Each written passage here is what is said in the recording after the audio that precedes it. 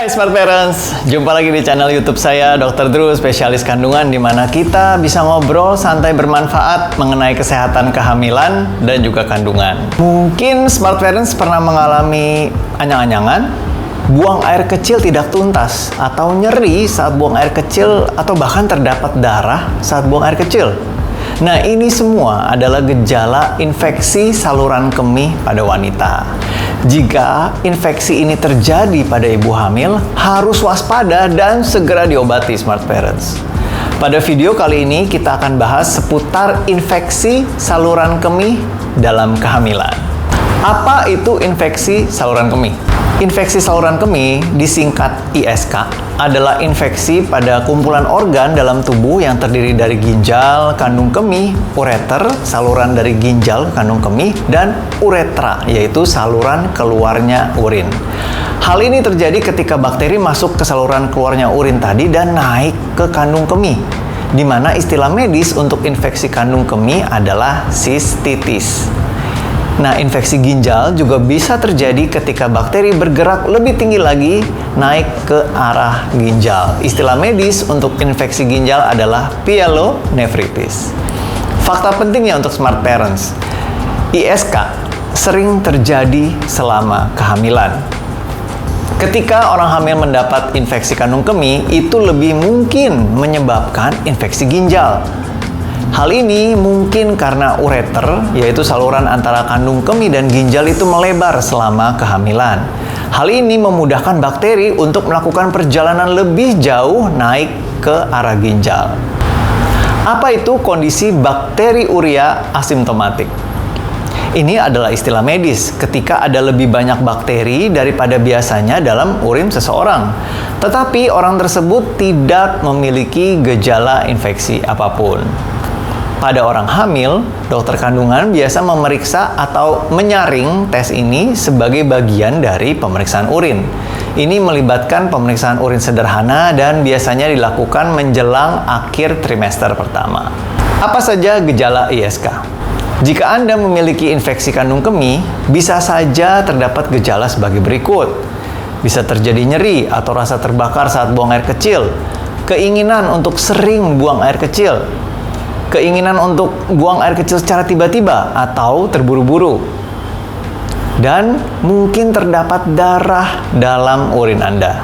Dan jika Anda memiliki infeksi ginjal, Anda mungkin memiliki gejala seperti yang sudah saya sebutkan tadi, ditambah dengan beberapa gejala berikut seperti demam, nyeri pada daerah punggung, mual, atau muntah. Infeksi ginjal selama kehamilan terkadang dapat menyebabkan masalah yang lebih serius Smart Parents, di mana kondisi ini disebut sepsis, yaitu ketika infeksi menyebar ke seluruh tubuh dan terdapat masalah pernapasan.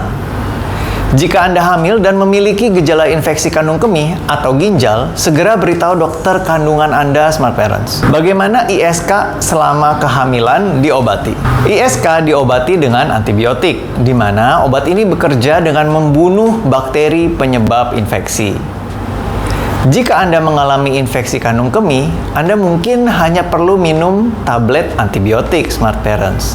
Sebagian besar mengkonsumsi tablet antibiotik selama 3-7 hari, tetapi jadwal pastinya tergantung pada antibiotik apa yang dipakai.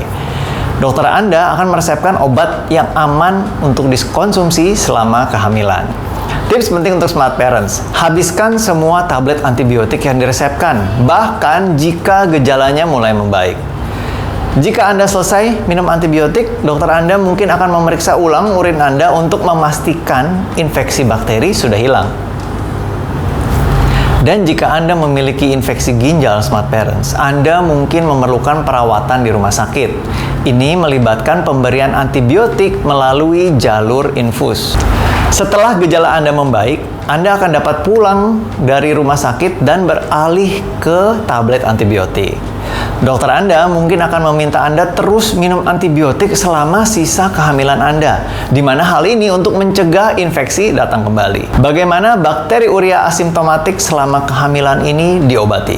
Jika Anda hamil dan tes screening Anda menunjukkan ada bakteri dalam urin Anda, dokter Anda mungkin akan memberikan antibiotik. Dalam kebanyakan kasus, Smart Parents, orang dengan bakteri urea asimptomatik yang tidak hamil sebetulnya tidak memerlukan pengobatan. Tetapi dokter kandungan memang merekomendasikan antibiotik untuk ibu hamil dengan kondisi ini. Itu karena tanpa pengobatan, bakteri urea asimptomatik ini dapat meningkatkan risiko masalah pada kehamilan Anda. Dengan mengobati dengan antibiotik juga menurunkan kemungkinan akan menyebabkan ISK di kemudian hari. Pilihan antibiotik untuk bakteri urea asimptomatik itu sama dengan yang digunakan untuk mengobati infeksi kandung kemih. Apakah bayi saya akan sehat? Jika Anda mendapatkan pengobatan yang akurat, kemungkinan bayi Anda akan sehat. Namun, jika tidak diobati dengan tepat, akan terdapat beberapa risiko, Smart Parents. Ini termasuk persalinan prematur, yaitu ketika persalinan dimulai sebelum usia kehamilan 37 minggu, atau memiliki bayi dengan berat badan yang kurang dari yang seharusnya. Bayi yang lahir prematur atau kekurangan berat badan dapat memiliki masalah kesehatan di kemudian hari.